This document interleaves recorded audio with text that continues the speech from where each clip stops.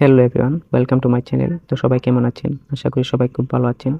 তো আজকের এই ভিডিওতে দেখিয়ে দেব LMC8.4 এবং এর XML ফাইলগুলো কীভাবে ডাউনলোড করবেন এবং অ্যাপসটি কীভাবে সেট আপ করবেন। তো আজকের এই ভিডিওতে দেখিয়ে দেব।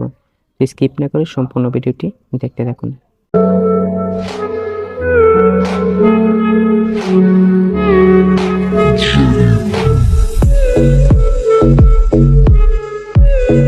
প্রথমে আপনারা ভিডিওটি সম্পূর্ণ দেখবেন। দেখার পর আপনারা এই ভিডিওর ডেসক্রিপশন বক্সটি চেক করবেন। তো চেক করার পরে এরকম দুটি লিঙ্ক পেয়ে যাবেন। তো প্রথম লিঙ্কটি হলো অ্যাপস লিঙ্ক। তো প্রথমে আপনারা অ্যাপসের লিঙ্কটিতে ক্লিক করে দেবেন। তো ক্লিক করার পর ব্রাউজারে নিয়ে যাবে।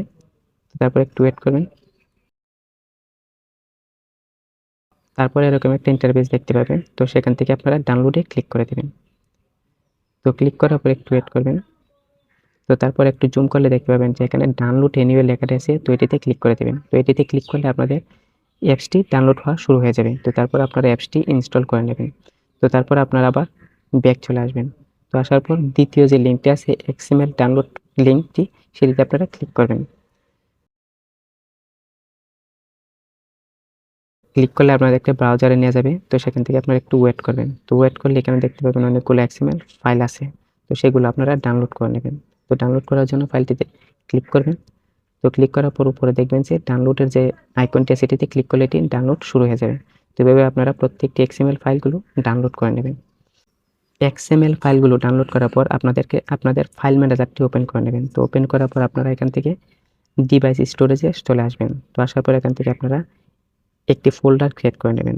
তো নাম দেবেন এখানে LMC8.4 এই নামে ফোল্ডারটি ক্রিয়েট করে আপনাদের যে XML ফাইলগুলো ডাউনলোড করছিলেন তো সেগুলো আপনারা এখানে মুভ করে নেবেন।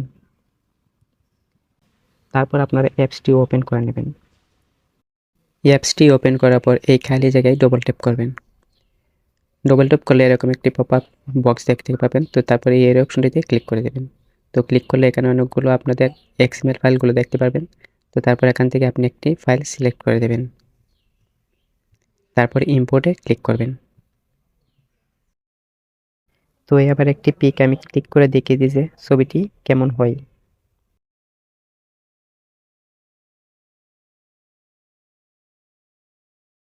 তো ছবিটি দেখুন কত সুন্দর হয়েছে, জাস্ট ম্যাজিকের মতো।